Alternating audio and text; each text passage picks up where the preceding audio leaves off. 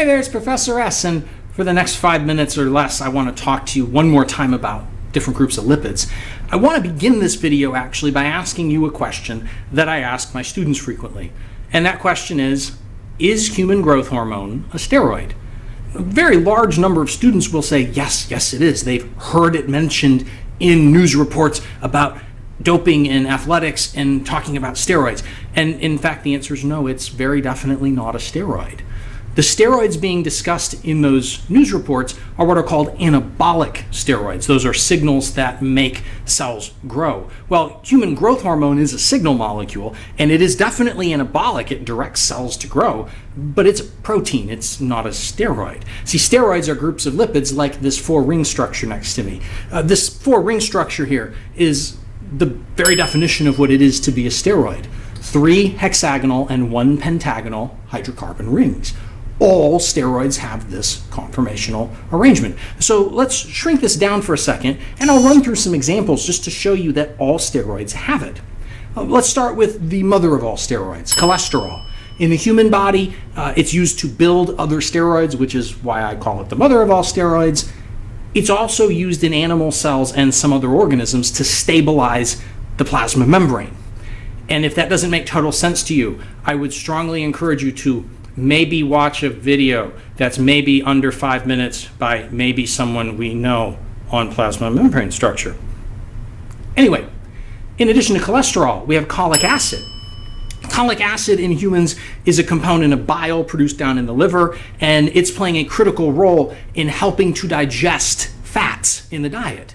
And then we have a whole series of steroids that are used as signal molecules.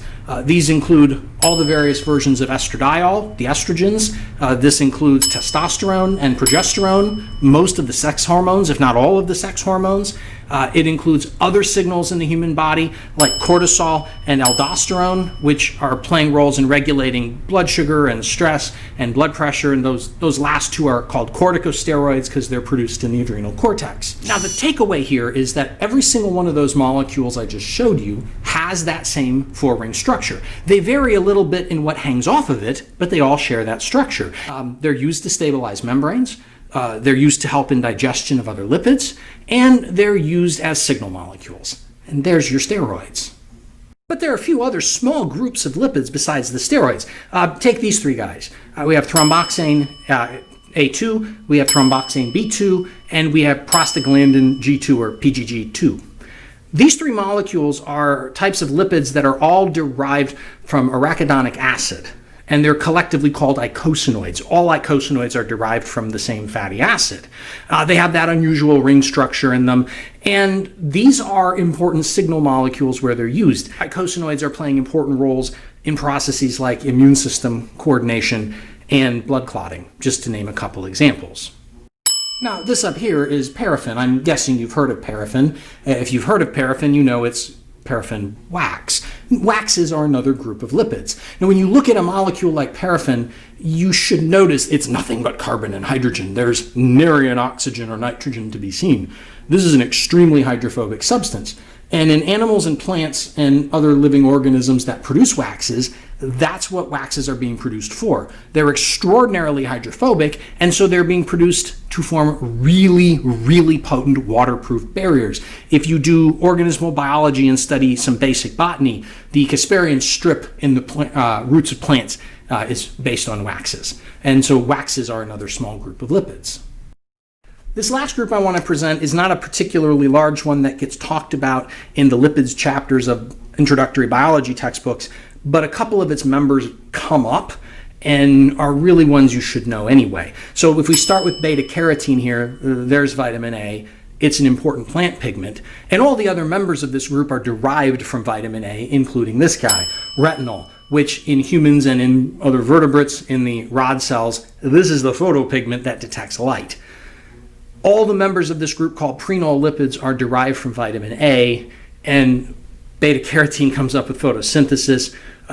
Retinol comes up with vision in anatomy and physiology, and so it's worth knowing that this group is out there. And so there you have the last few groups of lipids, the steroids, the eicosanoids, the waxes, and the prenols.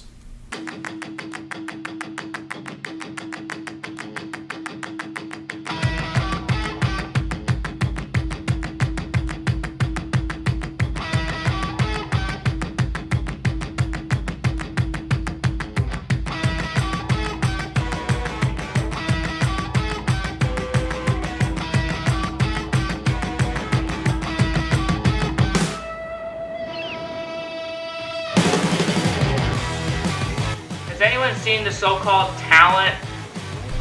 What the hell is this? Gone fishing? He doesn't even own a fishing rod or a boat. This is ridiculous. He never uses a script. He expects me to do everything. He's so hard to work with. If you enjoyed that video, here are a few others you might enjoy. Like and subscribe to keep me employed, please.